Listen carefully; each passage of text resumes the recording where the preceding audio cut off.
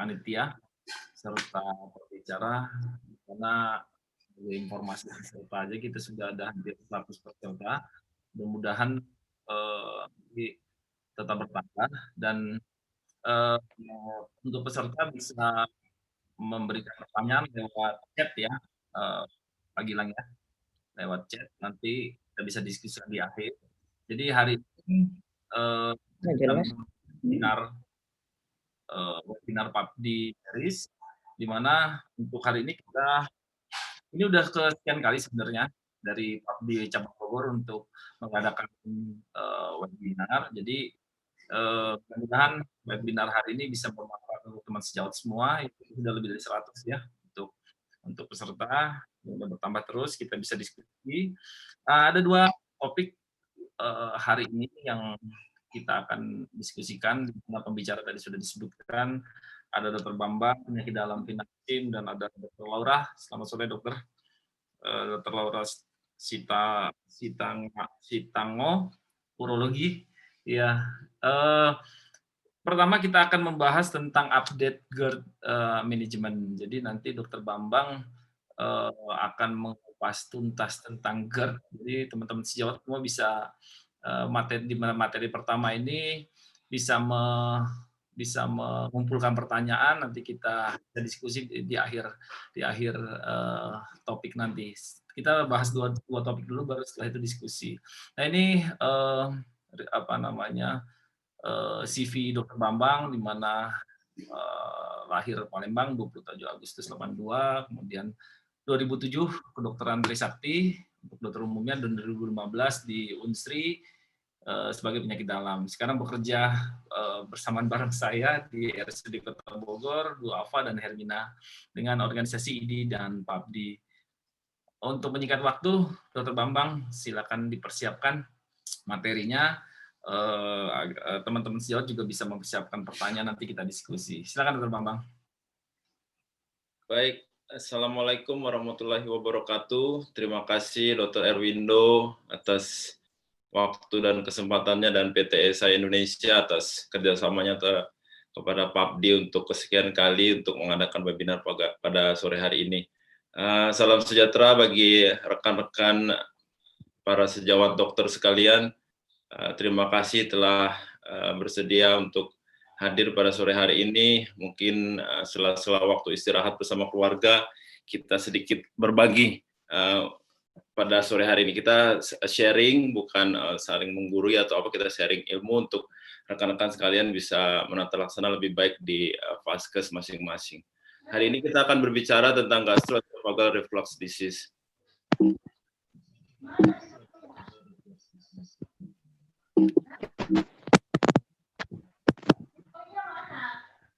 Sebelum masuk kepada teori, mungkin rekan-rekan sekalian banyak menemukan kasus-kasus seperti contoh pada hari ini. Saya berikan contoh pada pasien 24 tahun datang dengan keluhan batuk, radang tenggorokan hilang timbul, dan sejak 2 bulan sebelum masuk rumah sakit. Maaf, apakah terlihat jelas? Jelas, Dr. Bambang, jelas. Oke, terima kasih. Saya lanjut. Pasien merasakan adanya rasa asam di mulut dan banyak dahak, terutama dirasakan pada pagi hari. Pemeriksaan fisik tidak ditemukan kelainan. Pada pemeriksaan sudah dilakukan foto ronsen torak dan dikatakan normal. Pada pasien ini apa saja yang kita pikirkan? Apa saja yang kita sarankan terhadap pasien ini, dan bagaimana tata laksana untuk pasien ini? Menurut Montreal, the Montreal definition of GERD, GERD adalah suatu kondisi yang timbul akibat adanya reflux daripada isi lambung yang menyebabkan berbagai gejala atau komplikasi, di mana kondisi tersebut dapat menimbulkan 2 sindrom utama. Yang pertama adalah esophageal syndrome, dan yang kedua ada extra esophageal syndrome. Esophageal syndrome itu terdiri dari symptomatic syndrome, seperti contohnya adalah typical reflux syndrome, ada reflux chest pain syndrome, dan syndrome with esophageal injury. Contohnya adanya esophagitis, reflux stricture, dan Barrett esophagus. Pada keluhan-keluhan extra esophageal syndrome dapat kita temukan pasien sering mengeluh adanya batuk, laringitis, adanya kekambuhan asma yang sering, dan ada juga kemungkinan-kemungkinan lain seperti adanya faringitis, sinusitis, dan adanya idiopathic pulmonary fibrosis.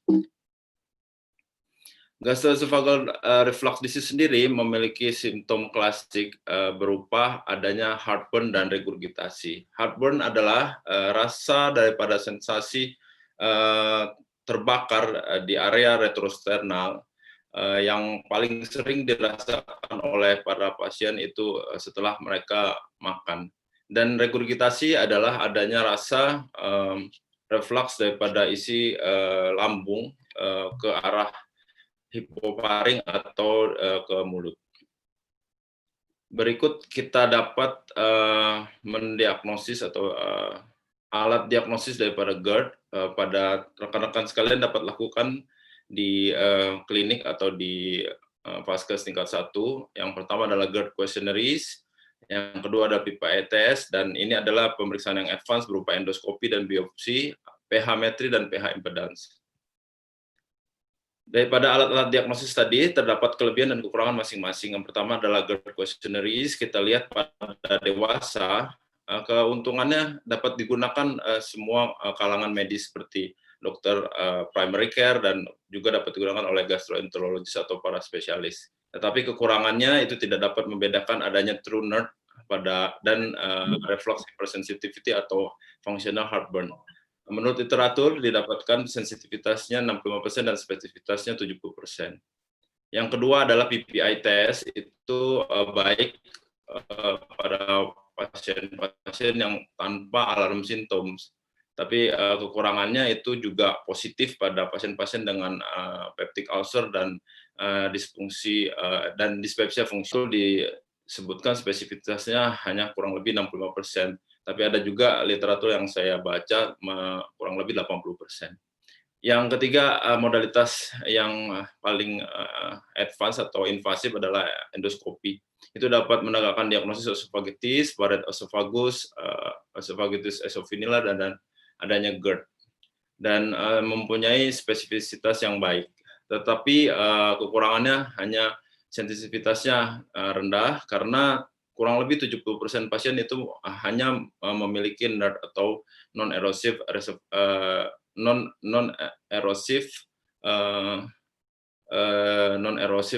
reflux disease, dan pasien biasanya sudah kita beli terapi PPI. GERD question dapat kita lakukan dengan melakukan pertanyaan-pertanyaan sebagai berikut. Kita berikan pertanyaan kepada pasien, apakah dalam 7 hari terakhir pasien mengalami heartburn, regurgitasi, nyeri pada perut tengah bagian atas, mual, gangguan tidur akibat heartburn, atau pasien sudah minum obat-obat MAH yang dapat mereka beli secara umum untuk mengurangi keluhan-keluhan tersebut. Kita lihat beberapa hari dan ada skornya di sini. Mungkin kita selanjutnya kita nilai. Bila skor GERD questionnaire-nya 0 sampai 7, bahwa itu bukan GERD atau kecil kemungkinan untuk GERD. Bila nilainya 8 sampai 18, itu besar kemungkinan untuk GERD. Dengan metode diagnosis berdasarkan gejala, hampir semua pasien kita dapat tangani di layanan kesehatan primer. Setelah menilai risiko, kita lihat apakah ada tanda bahaya atau tidak. Bila tidak ada tanda bahaya, kurang lebih 95% pasien dapat kita terapi di fasilitas kesehatan primer. Kita terapi empiris, kita lihat apakah ada perbaikan. Bila tidak ada perbaikan, kita lanjutkan kepada tindakan seperti endoskopi. Di mana menurut literatur dan penelitian pada endoskopi, pasien-pasien dengan keluhan tersebut didapatkan 60% adanya penyakit reflux non-erosif, 35% esophagitis reflux, dan yang kurang lebih 5% adalah penyakit-penyakit reflux yang kompleks. Berikut hasil endoskopi yang didapatkan menurut Los Angeles Classification of Esophagitis. Terdapat grade A, itu adanya lesi yang lebih dari 1, tapi lebarnya kurang dari 5 mm. Grade B, lesinya lebih dari 1, tapi dengan diameter lebih dari 5 mm. Grade C, lesinya lebih dari 1, tapi berhubungan satu sama lainnya, tetapi tidak lebih dari 75% dari diameter daripada esofagus. Bila kita melihat seluruh lingkaran daripada esofagus itu terkena, itu merupakan grade D. Dari diagnosis empiris GERD itu didapatkan berdasarkan gejala-gejala esofagus atau gejala-gejala tipikal daripada esofagus. Dan pasien memiliki respon terhadap PPI. Dan juga pasien itu setelah kita nilai dengan GERD questionnaire-nya, nilainya mencukupi. Tetapi bila tidak terdapat respon terhadap PPI atau ada gejala-gejala ekstraesofageal, maka kita harus memikirkan penyebab-penyebab yang lain. Kita harus memikirkan untuk melakukan esophagogastroduodenoscopy bila terjadi adanya alarm symptoms seperti disfagia, adanya perdarahan, penurunan berat badan yang drastis, muntah-muntah, dan teraba massa. Kita tidak disarankan untuk menggunakan barium pada radiografi dan laringoskopi untuk pemeriksaan GERD. Kita harus memikirkan pemeriksaan-pemeriksaan lain bila gejala yang didapatkan pada pasien itu persisten atau terlalu kompleks. Berikut kita lihat manajemen daripada GERD sendiri. Dari chart ini kita lihat pada pasien-pasien dengan gejala yang khas seperti heartburn dan regurgitasi, apakah ada alarm simptom atau tidak. Bila tidak ada, kita terapi dengan PPI. Apakah dengan PPI tersebut kita lihat pasien keluhan berkurang atau ada perbaikan. Bila ya, maka kita lanjutkan terapi dengan PPI kurang lebih 8 minggu dan di tapering off dosnya, lalu kita dapat menghentikan PPI-nya. Bila tidak ada respon, kita lakukan pemeriksaan esophagogastroduodenoscopy atau endoskopi dan biopsi. Bila pada endoskopi atau biopsi didapatkan esophagitis, kita lakukan terapi seperti sebelumnya dengan meningkatkan dosis PPI dapat menjadi 2 kali sehari, dan kita lihat lagi responnya. Bila baik, kita teruskan terapi, dan bila tidak, ini kita cari penyebab-penyebab lain dan kita lakukan pH metri juga. Bila hasil daripada endoskopi adalah non-erosive reflux disease, kita dapat lakukan pemeriksaan selanjutnya dengan pH metri atau pH multi-channel intraluminance impedance. Nah, dari sana kita melihat apakah itu true NERD. Bila true NERD, kita harus meningkatkan atau memaksimalisasi terapi PPI dan kita tapering down. Bila itu kita dapatkan adalah reflux hypersensitivity, pasien juga mungkin tetap respon terhadap PPI dan kita tetap lanjutkan obatnya. Tapi bila itu hanya functional heartburn, kita mungkin dengan memberikan pain modulator atau kita memberikan cognitive behavioral terapi dengan mengkonsulkan juga mungkin dengan divisi psikosomatis atau dengan psikiatri. Apakah ada modifikasi diet pada pasien-pasien dengan GERD? Modifikasi diet itu dapat meningkatkan atau mengurangi komplikasi atau mengurangi daripada gejala, tapi belum ada data atau penelitian yang kuat untuk modifikasi diet. Berbagai makanan dapat menurunkan daripada lower esophageal sphincter tonus, seperti contohnya golongan-golongan carminativum gitu, seperti contohnya adalah jahe, seperti dan beberapa makanan yang lain.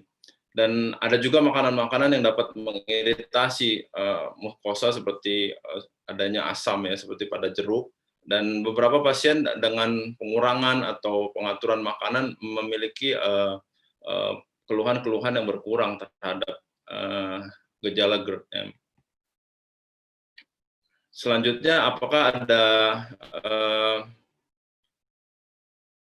intervensi daripada gaya hidup seperti menurunkan berat badan, mengurangi untuk mengurangi kebiasaan merokok, dan meningkatkan kepala saat kita tidur atau meninggikan kepala atau mengurangi makanan saat sebelum tidur.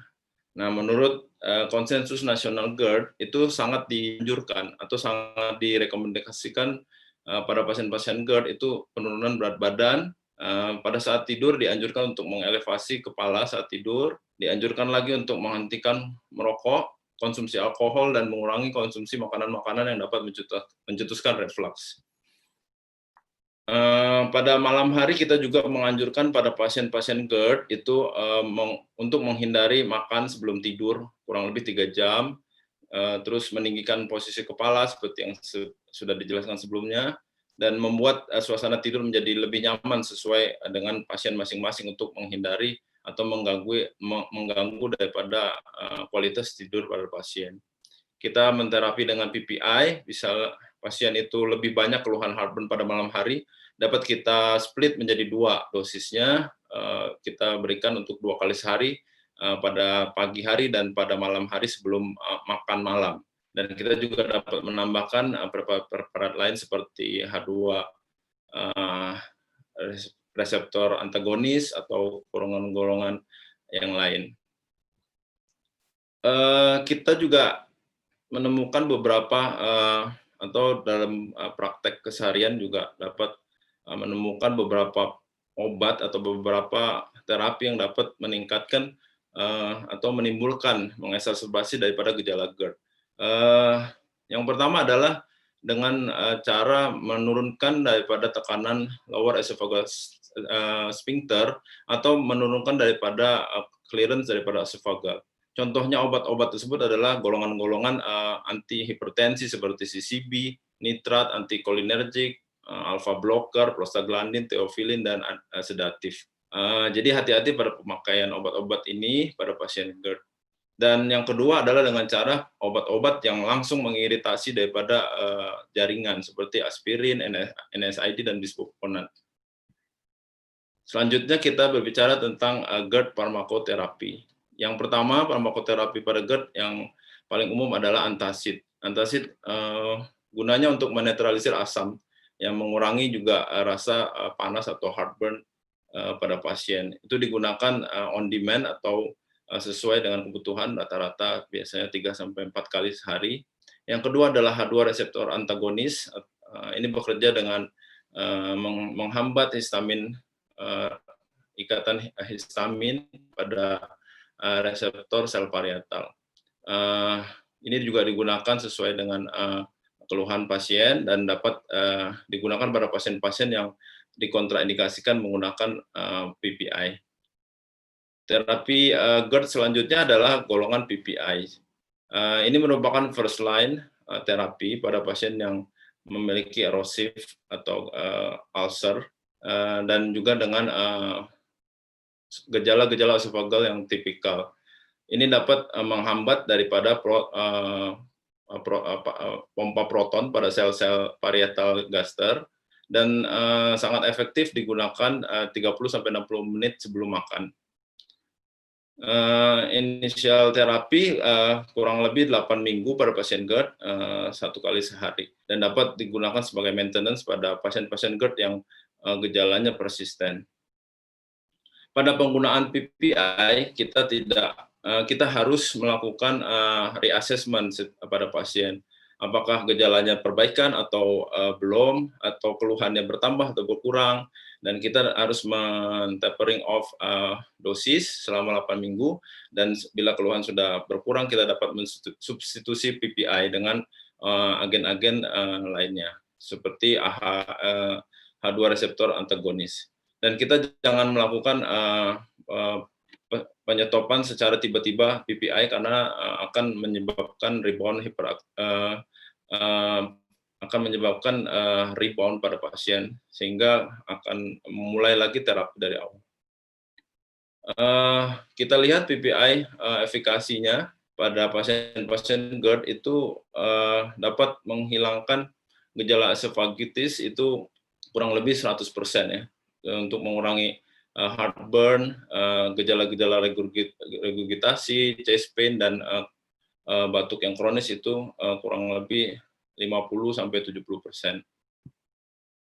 Selanjutnya GERD farmakoterapi yang lain adalah contohnya transient lower esophageal sphincter relaxation inhibitor. Ini contoh obatnya baclofen. yang merupakan GABA beta agonis yang menurunkan tonus daripada lower esophageal sphincter. Agen berikutnya untuk GERD adalah prokinetic agen, di mana ini untuk memperbaiki pengosongan daripada lambung atau sebagai agen-agen prokinetik. Contohnya metoclopramid, domperidon mungkin yang paling sering kita pakai.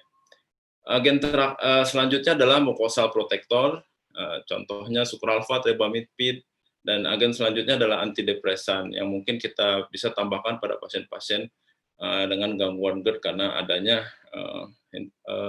pasien-pasien yang mungkin ada masalah psikosomatisnya. Berapa lama kita harus memberikan terapi pada pasien GERD? Pada pasien-pasien GERD yang memiliki komplikasi atau complicated GERD, seperti adanya erosive stricture atau Barrett esophagus, itu tidak bisa kita tentukan sampai kapan, tapi dapat dilakukan maintenance terapi PPI untuk mencegah daripada kekambuhan daripada pasien dan untuk menurunkan resiko daripada timbulnya displasia. Pada pasien-pasien GERD yang uncomplicated, kita dapat menggunakan PPI itu sesuai dengan gejala yang ada. Bila gejalanya sudah perbaikan, mungkin kita bisa tapering dan bisa kita ganti dengan obat-obat lain. Dan bila gejalanya kembali timbul, itu kita bisa berikan PPI sesuai dengan kebutuhan pasien. Kita bisa juga mengganti dengan preparat-preparat seperti H2 reseptor antagonis, dan kita juga lakukan penilaian yang lainnya. Menurut konsensus nasional GERD 2019, terapi PPI pada pasien GERD itu dilakukan kurang lebih selama 8 minggu.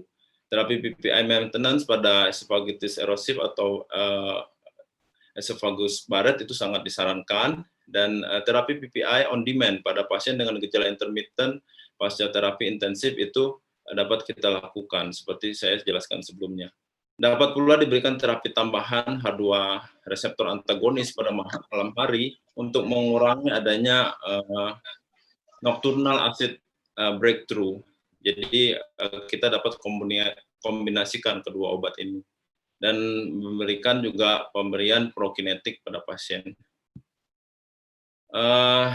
Dari jurnal yang saya dapatkan, saya masuk ke slide ini, efektivitas daripada terapi GERD, kita lihat dari semua ini menunjukkan bahwa PPI memiliki superioritas dibanding preparat obat-obat yang memperbaiki atau mengurangi daripada keluhan-keluhan dan mengurangi daripada lesi daripada ulkus dan mencegah daripada komplikasi dan kekambuhan daripada pasien. Lalu kita memikirkan PPI mana yang kita harus gunakan terhadap GERD. Kita harus pilih GERD ini yang onsetnya cepat dan minimal interaksi obatnya dan sangat mudah untuk digunakan. Pada penelitian, efektivitas dari PPI berdasarkan pH-nya, kita lihat pada grafik ini didapatkan bahwa rabeprazol itu dapat bekerja pada pH yang lebih dari 5 sampai 6 masih dapat bekerja secara optimal. Dibandingkan dengan lansoprazol, pantoprazol, dan omeprazol, bila pH lebih dari 4, ini sudah menurun dibandingkan rabeprazol. Rabeprazol menunjukkan 100% inhibisi proton pump pada 5 menit pertama dibandingkan lansoprazol, omeprazol, dan pantoprazol. Dan inhibisi daripada asam pada pengobatan pada hari pertama dibandingkan 4 PPI lainnya seperti omeprazol, pantoprazol, dan lansoprazol, kita lihat rabeprazol sangat superior dibanding PPI lainnya. Rabeprazol 20 mg juga sangat superior, menurunkan gejala-gejala heartburn dibanding dengan omeprazol, baik pada siang hari maupun pada malam hari pada grafik ini. Seperti kita ketahui, PPI itu di metabolisme di hati melalui sitokrom P450, contohnya ada pada omeprazol, lansopantoprazol itu CYP2C19 dan CYP3A4. Tetapi pada rabeprazol ini kurang lebih 80% metabolismenya itu non-enzimatik, sehingga tidak pada pasien-pasien yang memiliki atau mutasi daripada ini tidak terganggu, sehingga rabeprazol ini lebih superior dibanding yang lain. Seperti kita ketahui, adanya mutasi daripada sitokrom P450 CYP2C19 pada beberapa populasi, seperti pada populasi Asia itu 40%, dan pada populasi Kaukasia itu 70%. Sehingga pada pasien-pasien yang memiliki mutasi daripada gen tersebut, eliminasi daripada obat-obat itu berjalan lebih lambat. Selanjutnya kita lihat rasio antara area under curve pada pasien yang diberikan, baik dosis hari sekali atau dosis yang multiple dose. Terlihat perbandingan antara omeprazol, esomeprazol, rabeprazol baik 20 dan 40%. Di sini rabeprazol baik 20 maupun 40% tidak memiliki perbedaan yang jauh, baik single dose atau multiple dose. Ya. Rabeprazol juga memberikan kontrol daripada asam yang sangat konsisten, baik kondisi metabolisme apapun pada pasien dibandingkan dengan lansoprazol. Di tabel ini dilihatkan pada siang hari maupun malam hari, rabeprazol sangat superior. Dari kesemua PPI yang ada, perbandingannya dengan rabeprazol itu sangat persisten untuk mengkontrol asam pada pasien. Di sini kita lihat rabeprazol itu bioavailabilitasnya untuk dosis hari pertama itu sangat baik, dan dia tidak terpengaruh oleh enzimatik, sehingga lebih superior dibanding PPI yang lain. Contohnya seperti pada pasien-pasien yang menggunakan adanya clopidogrel, pada PPI yang lain itu mengganggu metabolisme daripada clopidogrel, sehingga clopidogrel efektivitasnya berkurang. Tetapi pada penggunaan rabeprazol kita tidak perlu ragu untuk menggunakan PPI. Terima kasih. Mungkin sekian dari saya. Mungkin selanjutnya kita kembalikan ke moderator. Terima kasih, Dr. Bambang. Kalau kita lihat di wall chat, sudah ada beberapa pertanyaan, cuman nanti kita diskusikan setelah materi yang kedua ini, di mana materi yang kedua ini nanti kita diskusi di akhir ya. Sebagai informasi aja, memang untuk hari ini sebenarnya saya belum informasikan, harusnya memang Dr. Erwanto, tapi karena suatu dan lain hal, beliau memerintahkan saya untuk menggantikan acara ini. Jadi kita lanjut ke Dr. Laura dengan judul When to Stop Conservative Treatment in Prostate Hypertrophy. Ya, Dr. Laura lulusan tahun 92 dari TK Unpad, tahun 2004 lulus urologi, dan dari tahun 95 kepala Puskesmas Ciampe Audik di Kabupaten Bogor. Sekarang beliau berpraktek di PMI, Azra, serta Bakti. Menurut teman, kalau sudah siap, silakan. Ya, terima kasih kami ucapkan kepada moderator dan panitia. Bismillahirrahmanirrahim. Topik yang akan saya bawakan kali ini adalah mengenai when to stop conservative treatment in the BPH. Ya, mengenai epidemiologi dari pembesaran prostat yang disertai dengan keluhan lower urinary tract symptom, itu diketahui mencapai 70% pada laki-laki berusia di atas 60 tahun dan lebih 80% pada laki-laki dan lebih 90% pada laki-laki lebih 80 tahun. Penelitian yang dilakukan di Rumah Sakit Cipto Mangunkusumo Hospital bahwa di sana terdapat sebanyak 3.804 kasus dari tahun 1994 sampai 2013 dengan rata-rata usia 66,6 tahun. Nah, sebenarnya apa yang dikeluhkan pasien yang mengalami keluhan LUTS disertai dengan BPH, dari survei dari penelitian yang ada itu dikatakan yang terbanyak dikeluhkan pasien sehingga pasien datang berobat kepada dokter adalah adanya keluhan nokturia. Karena dengan seringnya pasien berkemih pada malam hari menyebabkan kualitas tidur pasien pun menurun. Prevalensi daripada pasien yang mengalami keluhan BPH itu semakin hari semakin meningkat, di mana suatu penelitian yang dilakukan di Amerika Serikat diperkirakan pada tahun 2020 terjadi sebanyak 10 juta kasus pasien dengan keluhan BPH yang bergejala. Kalau kita lihat grafik ini bahwa prevalensi dari BPH bila dibandingkan dengan penyakit-penyakit lain pada usia-usia di atas 50 tahun, ternyata BPH menempati urutan yang lebih tinggi dibandingkan dengan diabetes dan penyakit asma. Dan sebagian besar pasien dengan BPH memiliki penyakit komorbid.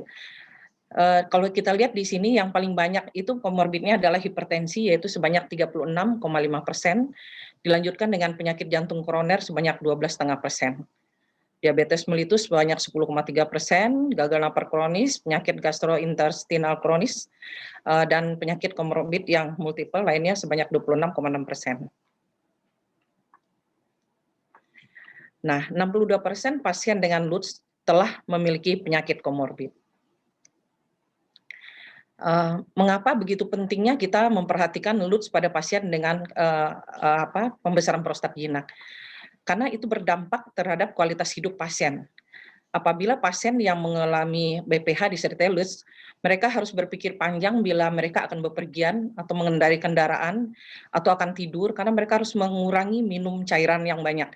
Dan juga mereka akan menghindari tempat-tempat yang tidak memiliki toilet atau mereka berusaha untuk tidak pergi ke tempat-tempat yang dengan ruangan tertutup seperti bioskop, gereja dan sebagainya, dan juga ke tempat-tempat outdoor di mana mereka nanti apabila mereka ingin berkemih tentu mereka harus mencari-cari di mana letak toilet terdekat. Jadi nampak di sini bahwa itu sangat berpengaruh terhadap kualitas hidup seseorang. Nah, kalau kita lihat anatomi daripada prostat, pada saat baru lahir prostat itu berukuran kurang lebih sebesar 1 gram. Nah, pada akhir balik pembesarannya cukup signifikan sampai 4 kali lipat dan sangat progresif peningkatannya setelah usia 50 tahun, yaitu sebanyak 30 sampai 60 kali lipat dibandingkan pada saat dia lahir.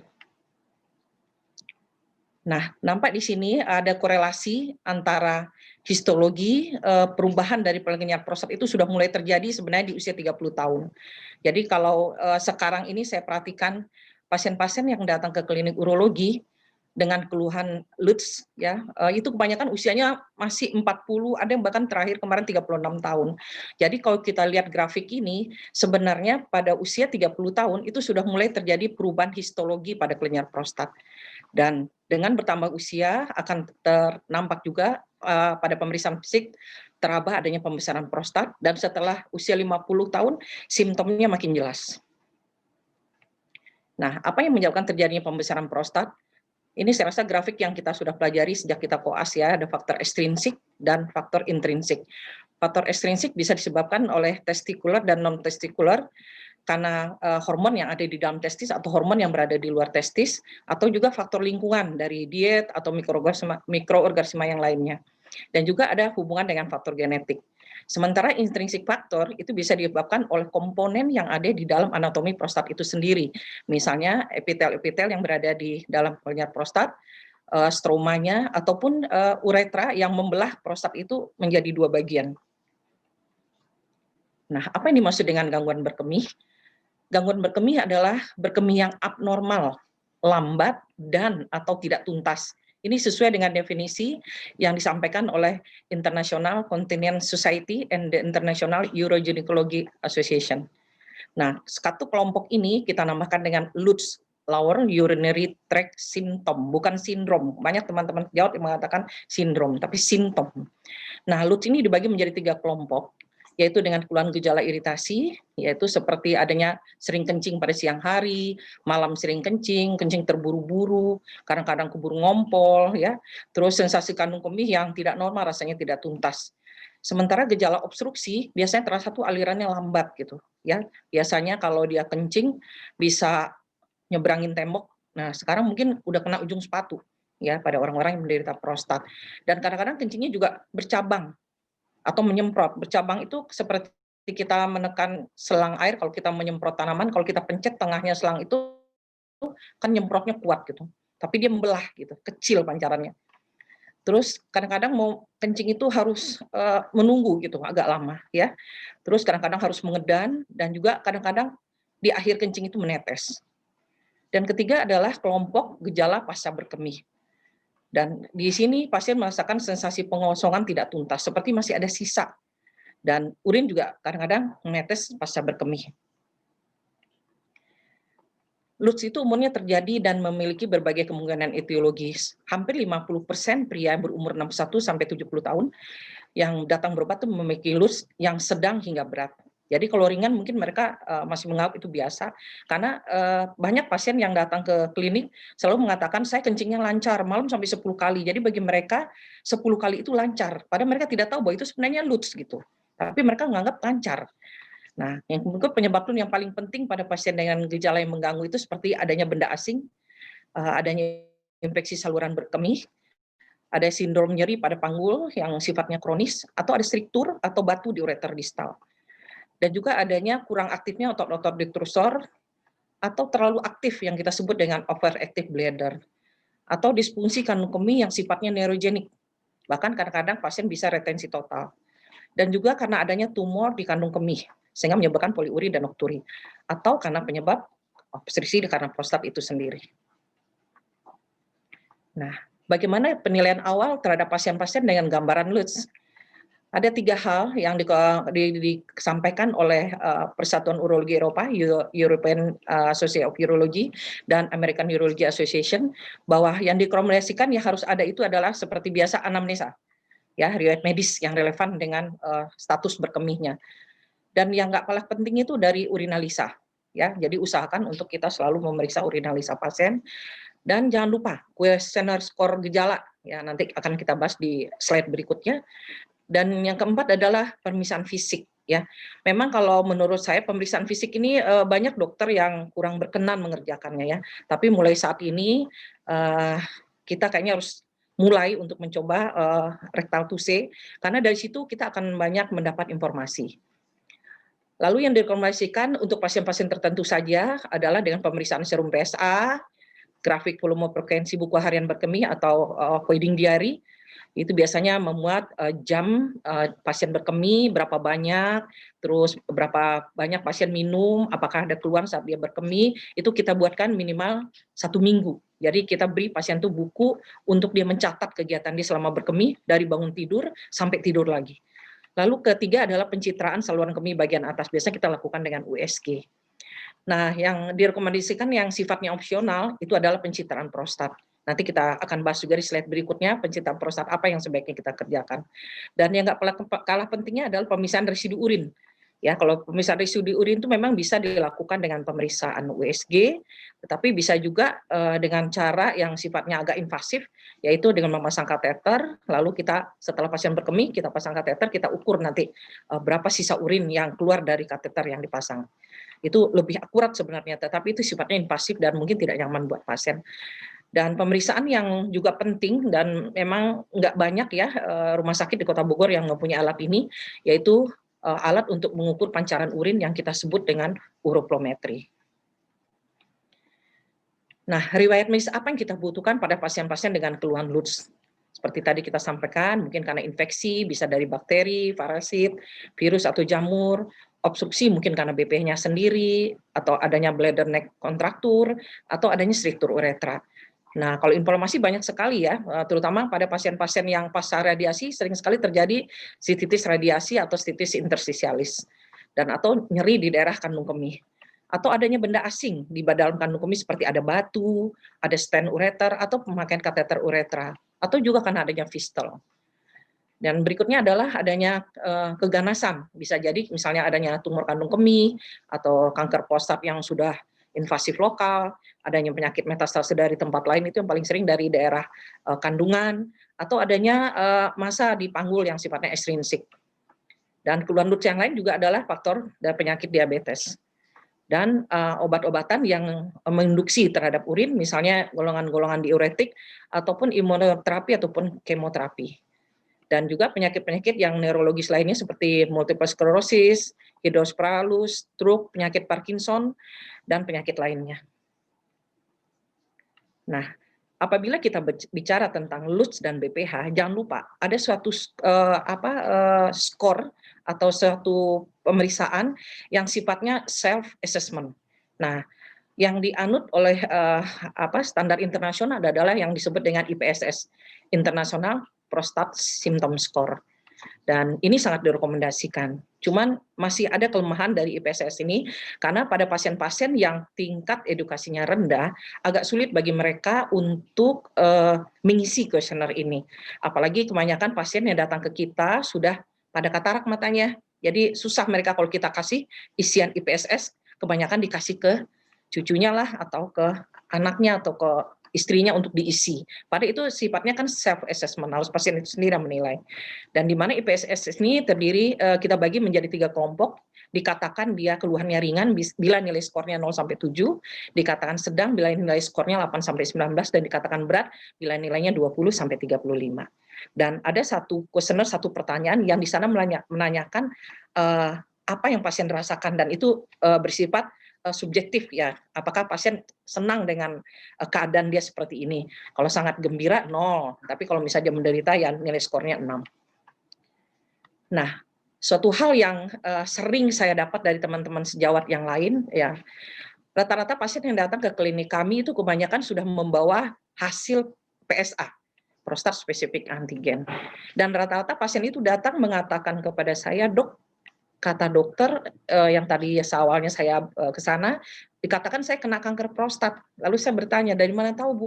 "Ini nilai Pak, ini udah ada nilai PSA saya tinggi."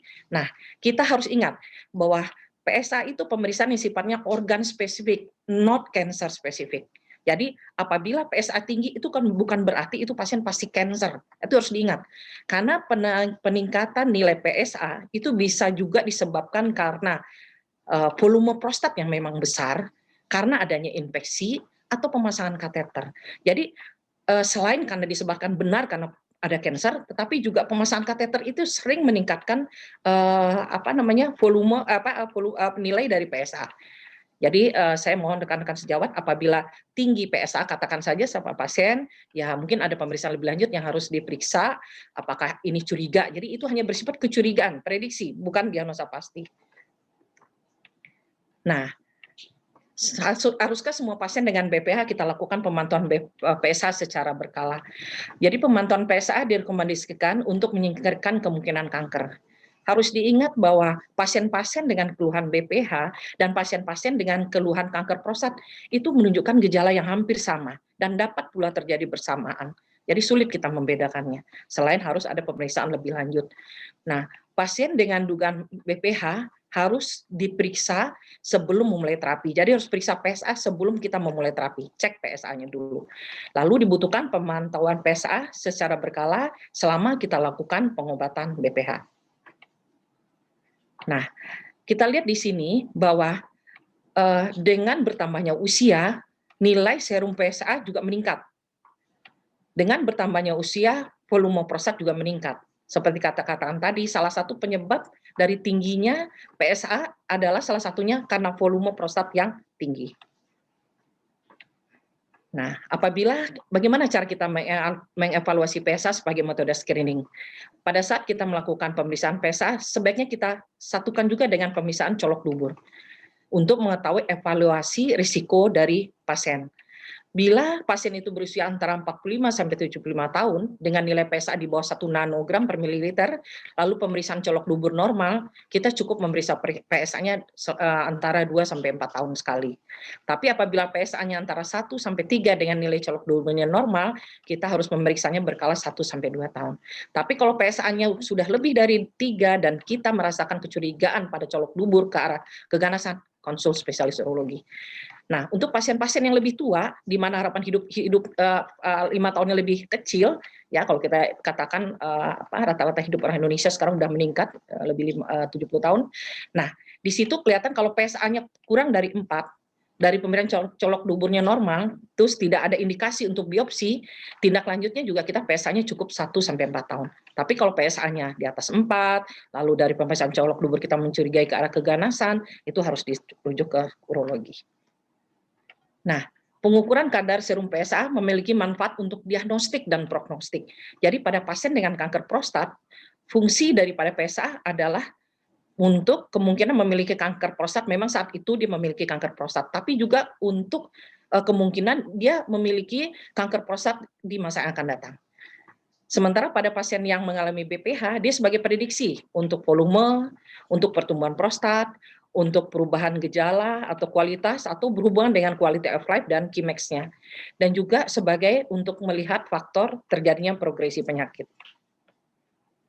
Nah, ini yang disebut tadi dengan uroflometri, di mana alat ini sangat simpel, non-invasif, bisa dibawa kemana-mana, di mana nanti pasien disuruh BAK dicorong itu, dengan kita beritahu kepada pasien untuk tidak tergesa-gesa. Jadi kita arahkan pasien yang suruh dibuka underwear-nya, terus kita katakan, Bapak boleh kencing tapi nggak boleh ngeden-ngeden.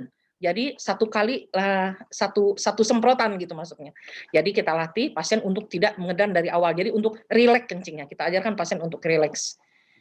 Ini grafik yang kita lihat pada penderita prostat, nampak gambaran uroflometrinya. Kalau saya bilang ini seperti gergaji ya. Dia tidak pernah mencapai peak yang maksimal. Jadi kalau pada penderita yang normal kelihatan bahwa dalam waktu kurang dari 20 detik dia kencingnya selesai. Tapi pada penderita BPH dia kencingnya terus sampai 80 detik nggak beres-beres tuh. Belum netes-netesnya, belum nyambung lagi, netes lagi gitu. Nah, pada pasien yang menderita yang pada pasien normal kelihatan peaknya itu sampai mencapai 20 ml per detik. Bentuknya seperti bukit ya, itu yang normal. Tapi pada yang BPH seperti gergaji, gambaran uroflometrinya. Nah, ini pemeriksaan colok dubur. Dulu waktu saya lulus jadi dokter umum, terus pengen masuk urologi, itu terpikirkan cuma satu waktu itu yang saya takut. Setiap kali harus colok dubur, setiap kali harus colok dubur. Tapi ternyata sampai saat ini saya masih bertahan dengan profesi ini dan saya tetap mengemari colok dubur untuk memprediksi apakah ada faktor ke arah keganasan. Ya, dengan melakukan colok dubur kita bisa memperkirakan volume prostat, bentuk prostat, dan konsistensi prostat. Apakah kita mencuriga ke arah keganasan atau tidak. Atau untuk menentukan faktor neurologis, apakah tonus pinter aninya baik atau tidak. Cuman memang DRE ini ada sisi lemahnya. Kalau dulu kita mengatakan kalau satu jari itu misalnya kita katakan itu 20 gram. Nah kalau orang yang jarinya kecil-kecil susah. Jadi memang ini sifatnya hanya bisa kita katakan besar atau kecil. Karena kalau menentukan volume dari ruas jari kita itu kan sulit karena tiap orang jari tangannya beda-beda besarnya. Nah, ada satu pemeriksaan pencitraan USG. Selama ini kita biasanya cukup melakukan pemeriksaan USG transabdominal karena kita hanya memiliki itu di Kota Bogor, kita belum punya yang transrektal ultrasonografi. Dengan melakukan pemeriksaan TRUS ya, transrektal ultrasonografi ini, itu akurasinya hampir mendekati 100%. Selain itu, kita juga bisa melihat adanya ke arah keganasan atau ada nodul, kita bisa lihat. Jadi sebenarnya lebih direkomendasikan untuk pemeriksaan TRUS prostat daripada TAUS ya, transabdominal. Nah, ini yang terbaru dari guideline dari European Association of Urology tahun 2020. Kita bukan hanya dalam terapi pasien itu jangan hanya fokus untuk penyakitnya saja. Maksudnya dalam arti kata pembesaran prostatnya, efek sampingnya atau dia menjadi keganasan, tapi fokuslah kepada keluhan LUTS-nya tadi itu. Karena LUTS itu akan mempengaruhi quality of life si pasien. Jadi kita harus melibatkan pasien duduk sama-sama kita dengan dalam pemilihan terapi. Jadi itu yang terbaru, guideline terbaru yang baru terbit mengenai penanganan pasien-pasien BPH dengan LUTS. Ya, pasien BPH dengan LUTS sebagian mengganggu aktivitas sehari-hari, seperti kita sampaikan tadi akan mengganggu kualitas hidup pasien, dan pasien memiliki peran penting dalam pengambilan keputusan klinis, dan penting untuk menimbang persepsi dan preferensi pasien ketika memilih pengobatan.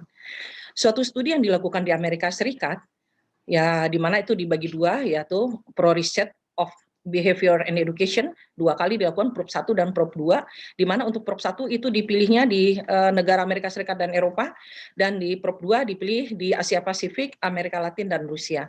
Ini menunjukkan perbedaan sikap keyakinan antara pasien dan dokter. Jadi yang berbeda itu bukan antar negara, tapi antara persepsi pasien dengan dokter terhadap pengobatan LUTS ya. Kan kalau kita lihat nih negara Amerika dengan itu negara maju, Asia Pasifik, Amerika Latin, Rusia nih ya agak-agak bawah dikit lah gitu ya. Nggak tahu nih kita masuk yang mana nih, kita ikut nggak ikut nih penelitian ini, saya rasa enggak ya, itu di luar di tempat lain kita nggak terikut kayaknya nih. Nah ternyata kelihatan di sini kalau kita umpamakan angka 1 itu adalah obat yang menurunkan risiko pembedahan sebesar 50%, tetapi onset perbaikan gejalanya lama, 6 bulan. Nah, sementara 8 adalah obat yang meringankan gejala dalam 2 minggu, tetapi dia kurang menurunkan risiko pembedahan. Ternyata baik Prop 1 maupun Prop 2, ya, ternyata memang pasien itu lebih memilih untuk memakai obat golongan 1 sebanyak Prop 1 sebanyak 3, ya, diambil skalanya. Yang paling memilih menunggu lama untuk perbaikan gejala daripada disuruh operasi. Ya, jadi kelihatan di sini persepsi antara pasien dengan dokter itu berbeda. Nah, apa sebenarnya tujuan daripada pengobatan atau terapi pada penderita BPH? Tujuannya adalah untuk mengukur apakah skor itu menurun.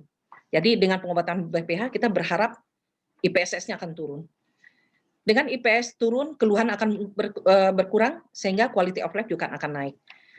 Dengan pemberian terapi BPH akan berharap ukuran dari prostat mengecil atau tidak terjadi pertumbuhan lebih lanjut. Atau berharap dengan pengobatan BPH akan terjadi peningkatan peak flow rate-nya, sehingga mengurangi keluhan obstruksinya, dan juga untuk mencegah komplikasi lebih lanjut. Nah, ini ada guideline yang baru, 2020. Management of BPH. Apa bedanya guideline ini dengan guideline sebelumnya? Yaitu adalah harus melibatkan fungsi seksual pada pasien-pasien yang akan diterapi BPH. Dan juga ada pemeriksaan yang lain adalah pasien dilibatkan tadi, discuss dengan pasien. Ya, jadi itu yang lain. Kalau untuk yang lain-lain hampir sama dengan guideline tahun-tahun sebelumnya. Tapi pada guideline yang sekarang bahwa fungsi seksual pasien harus dilibatkan dan pasien juga harus dilibatkan dalam pengambilan keputusan terapi.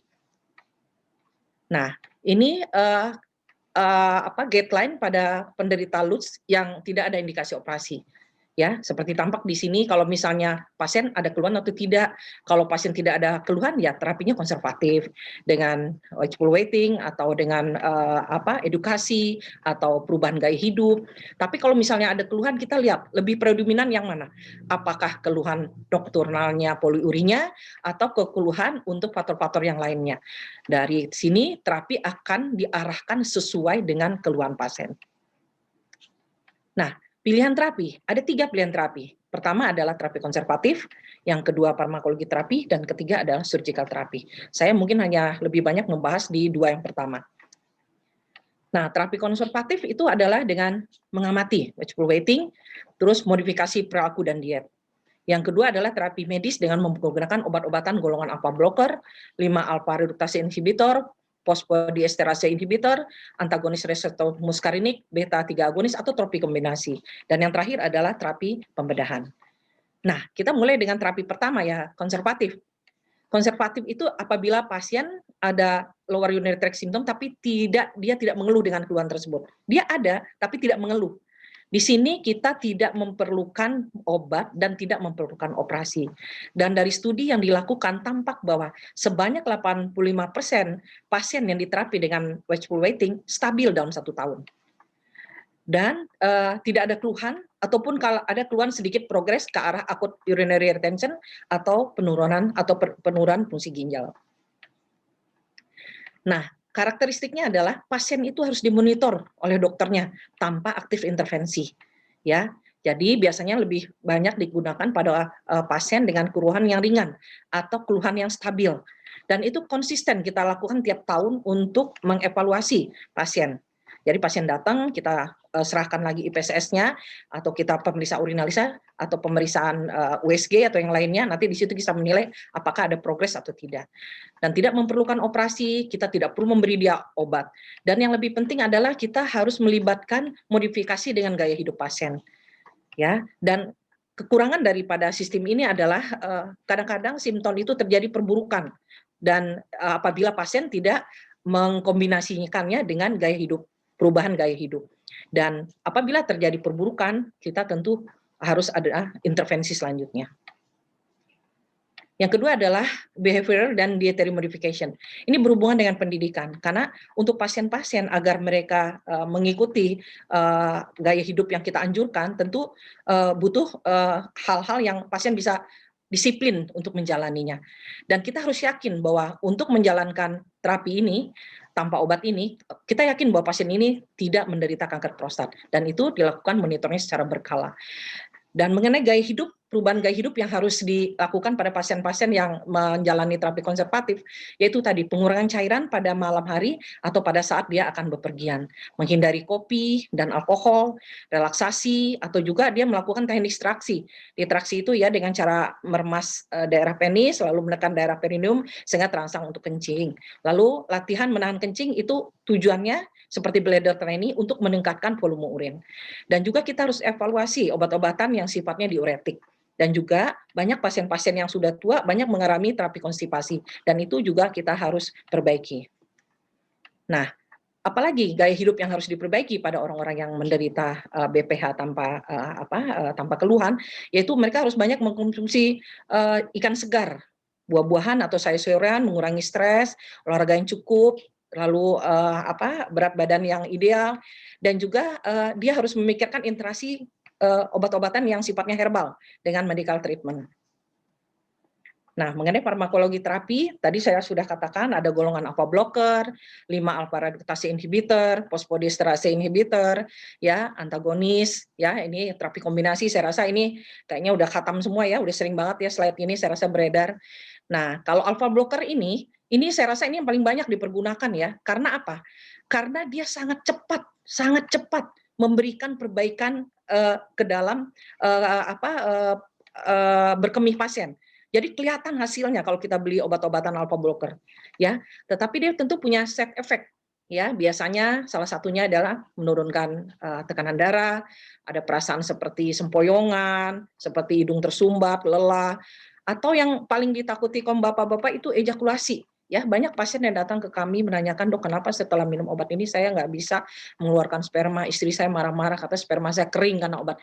Itu yang perlu kita sampaikan ke pasien. Sebenarnya bukan spermanya yang kering, tapi terjadi retrograde ejaculation. Jadi karena sudah relaksasi daerah prostat, sehingga spermanya itu pada saat dia mengeluarkan sperma, dia tidak langsung nyemprot ke depan, tapi dia retrograde dulu, masuk ke kandung kemih.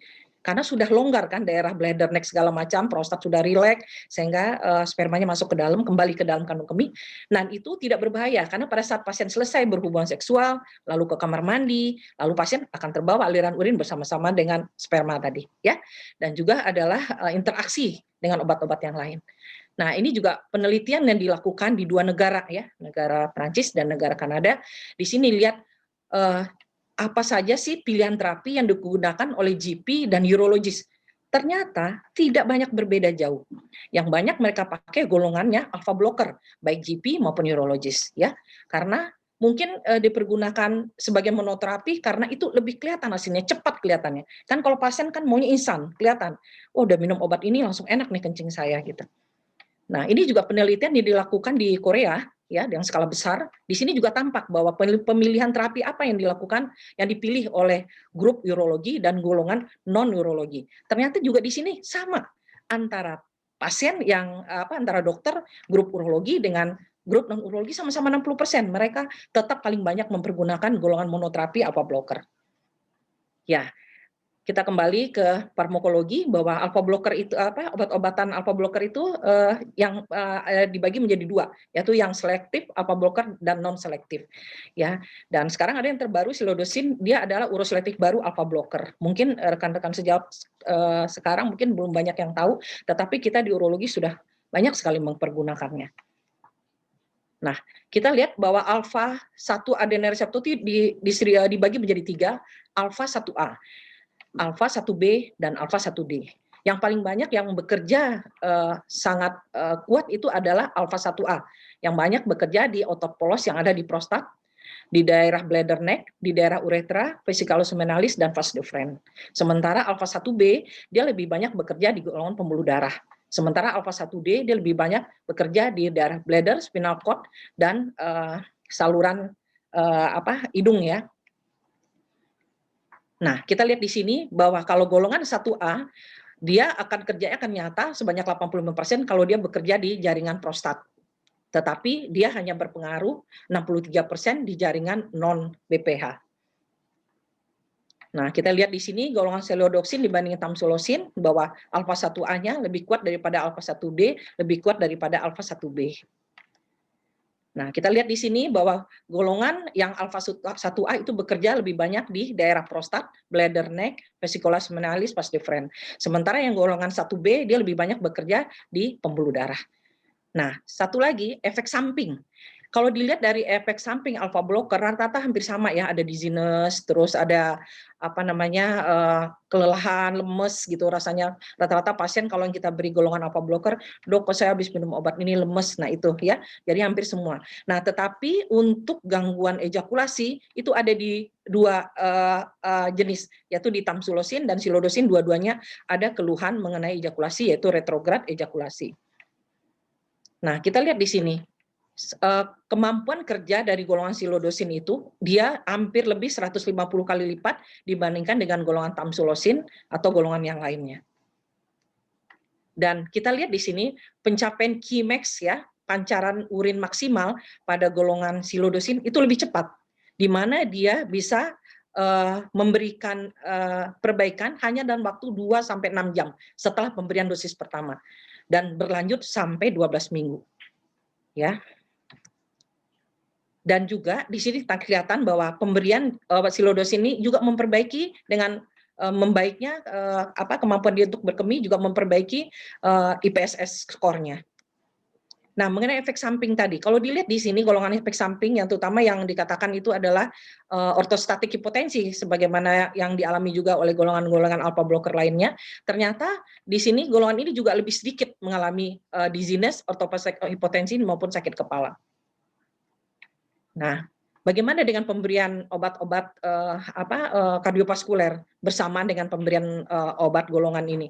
Ternyata di sini kelihatan bahwa tidak ada perbedaan antara sebelum kita beri terapi pada sistolik maupun diastolik, itu tidak ada perbedaan antara sebelum kita beri terapi dan sesudah kita beri terapi. Dan juga tidak ada efek yang bermakna pada gambaran EKG.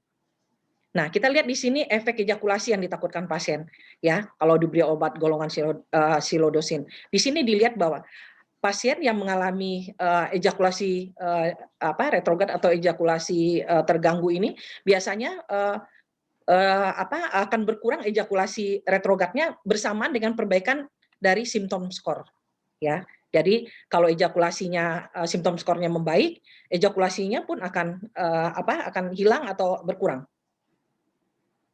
Nah, gimana dengan golongan 5 alpha reduktase inhibitor? Ya, kalau golongan ini biasanya dipergunakan untuk prostat-prostat yang ukurannya besar, ya.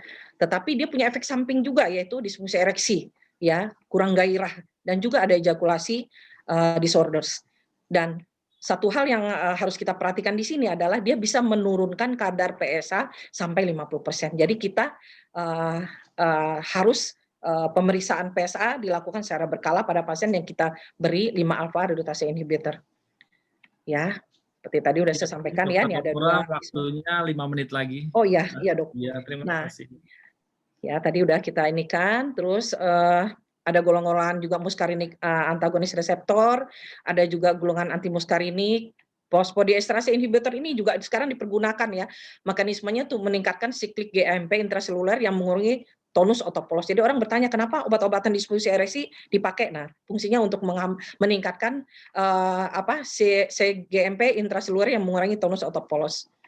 Ya, dan ini juga sekarang terapi kombinasi, saya rasa kita udah banyak mempergunakan antara alpha blocker dengan 5-alpha reductase inhibitor atau dengan alpha blocker dengan golongan reseptor antagonis lainnya. Dan ini saya lihat di sini bagaimana kita mengevaluasi khusus untuk 5-alpha reductase inhibitor kita mau lihat evaluasi berkalanya setelah 3 bulan. Tapi golongan lain di awal-awal bulan kita udah bisa nilai. Dan jangan lupa pada pasien-pasien yang mempergunakan 5-alpha reductase inhibitor, kita harus mengecek secara berkala. Ya, nah ini indikasi operasi, bisa gagal dengan treatment, terus kalau misalnya ada komplikasi, dan biasanya untuk approach daripada surgical itu tergantung ukuran prostat, tergantung kepada ahli bedahnya, dan juga komorbiditas dari pasiennya. Dan ini teknik-teknik operasi bisa dengan TUR, open prostat, ataupun jangan teknik menghangatkan dengan mempergunakan jarum. Nah, kapan terapi konservatif dan medikamentosa dihentikan? Ya, kita ketahui lutz dan BPH adalah penyakit degeneratif bersifat personal karena dipengaruhi oleh banyak faktor. Jadi usia lanjut, lutz yang sedang hingga berat, peningkatan volume dan peningkatan level PSA itu mempengaruhi faktor progresivitas daripada penyakit. Dan ini guideline dari YAWI 2017 yang dibikin oleh Dokter Urologi Indonesia juga dikatakan demikian. Kalau misalnya sudah secara konservatif tidak berhasil, medikamentosa tidak berhasil atau ada hal-hal yang memperberat, sebaiknya langsung dirujuk ke spesialis urologi. Ya, ini tadi udah kita sampaikan di depan. Nah, dari sini kita bisa mengambil kesimpulan bahwa angka kejadian lutz BPH setiap tahun itu makin bertambah. Penyakit lutz BPH erat hubungannya dengan pertambahan usia degeneratif dan bersifat progresif dan berdampak terhadap kualitas hidup seseorang. Dan pasien sebaiknya dilebatkan dalam menentukan pilihan terapi karena menyangkut efek samping dan pilihan terapi. Dan karena lutz BPH penyakit yang sifatnya degeneratif dan bisa menjadi progresif, maka tidak ada batasan waktu kapan terapi konservatif maupun medikamentosa kita hentikan. Untuk itu dibutuhkan evaluasi berkala. Demikian dari saya, terima kasih. Wassalamualaikum warahmatullahi wabarakatuh.